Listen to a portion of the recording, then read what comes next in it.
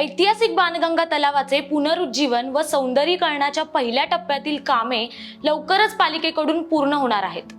येथील ऐतिहासिक 16 दीपस्तंभांचे सौंदर्यीकरण दृष्टीपथात असल्याची माहिती डी विभागाचे सहाय्यक आयुक्त शरद उगडे यांनी दिली। याशिवाय तलावातील दगडी पायऱ्यांची डागडुजी, तलावाच्या सभोवती असणारा वर्तुळाकार रस्ता भक्ती परिक्रमा मार्ग म्हणून विकसित करणे, दगडी पायऱ्यांवरील अतिक्रमण हटविणे अशी कामे केली जाणार असल्याचेही उगडे यांनी सांगितले। नमस्कार, मी प्राची शिरकर, आपण पाहत आहात मुंबई आउटलुक। बाणगंगा तलावाचे पुनरुज्जीवन व सौंदर्यीकरणाची कामे 3 टप्प्यात करण्यात येणार आहेत। पहिल्या टप्प्यात तलावातील दगडी पायऱ्यांची सुधारणा, तलाव परिसरातील दीपस्तंभाची पुनरुभारणी, आकर्षक विद्युत रोषणाई, तलावाच्या सभोवती असलेला वर्तुळाकार रस्ता भक्ती मार्ग म्हणून विकसित करणे, मंजूर रस्ता रेषा असलेली 18.30 मीटर रुंद अशी तलावाकडे जाणारी मिसिंग लिंक विकसित करणे, तलावाच्या दगडी पायऱ्यांवरील अतिक्रमण हटविणे आदी कामे करण्यात येणार आहेत। दुसऱ्या टप्प्यात तलावातून दिसणाऱ्या इमारतींचे दर्शनी भाग एकसमान पद्धतीने रंगरंगोटी करणे, तलावास लागून असलेल्या इमारतींच्या भिंतीवर भित्तिचित्रे चितारणे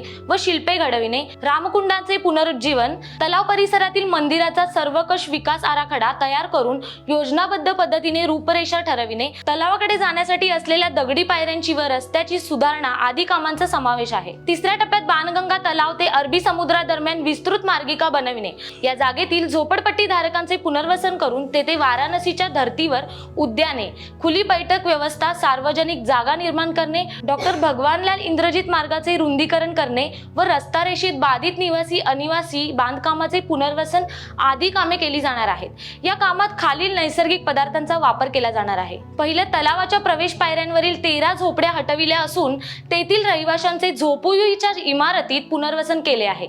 दुसरं, दीपस्तंभांचे सौंदर्यीकरण करताना त्याचे तत्कालीन रूप आहे त्या स्थितीतच दिसावे या दृष्टीने त्या काही वापरलेल्या उडीद डाळ, मेथी, जवस, गूळ, बेलफळ या नैसर्गिक पदार्थांपासून तयार केलेल्या मिश्रणाचा उपयोग केला आहे। तिसरं, तलावातील गाळ काढताना तलावाच्या तळाशी तसेच आसपास असलेल्या पुरातन दगडांची हानी होऊ नये यासाठी पुरातत्व खात्याच्या मार्गदर्शनाखाली काम सुरू आहे।